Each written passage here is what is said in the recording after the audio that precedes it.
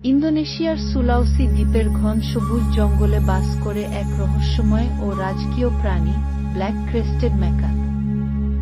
সম্পূর্ণ কালো লোমে ঢাকা দেহ আর মাথার উপরের বিশেষ চুলের ঝুঁটি তাকে করে তুলেছে অনন্য।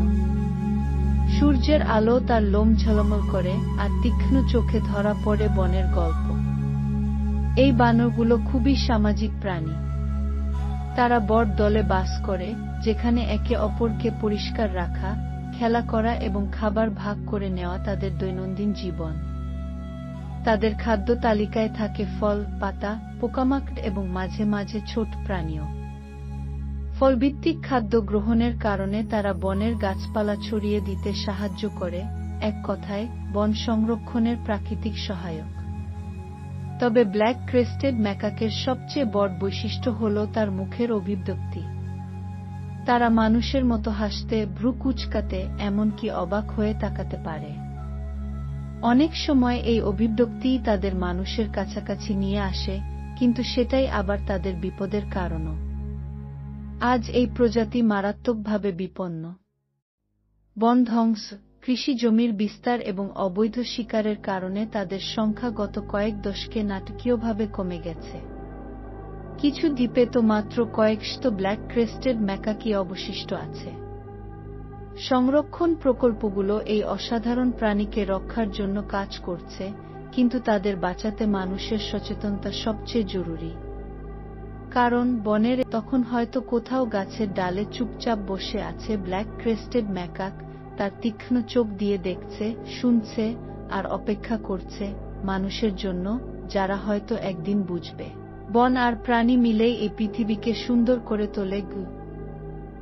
সুলাওসি দ্বীপের ঘন জঙ্গলের গভীরে ছায়ার আড়ালে লুকিয়ে আছে এক রাজকীয় ও বিরল প্রাণী, ব্ল্যাক ক্রেস্টেড ম্যাকাক। কালো মসৃণ লোম, তীক্ষ্ণ সোনালি চোখ আর মাথার উপরের ঝুঁটি যেন প্রাকৃতিক মুকুট। দূর থেকে দেখলে মনে হয় জঙ্গলের কোনো গোপন প্রহরী পাহারা দিচ্ছে তার রাজ্য। এই বানরদের সামাজিক জীবন মানুষের মতোই জটিল। তারা বড় দলে থাকে, একে অপরকে পরিচ্ছন্ন রাখে, খাবার ভাগ করে খায়, এমনকি দলবদ্ধভাবে সিদ্ধান্ত নেয়।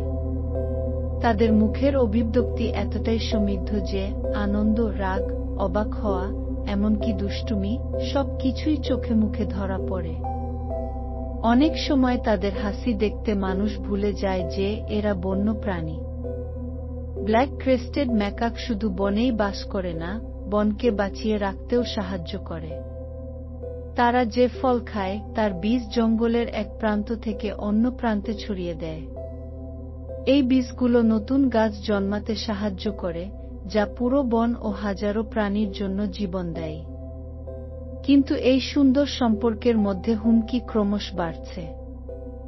বন উজাড়, কৃষি জমির বিস্তার আর অবৈধ শিকার, সব মিলিয়ে এই প্রজাতিকে ঠেলে দিচ্ছে বিলুপ্তির দ্বারপ্রান্তে।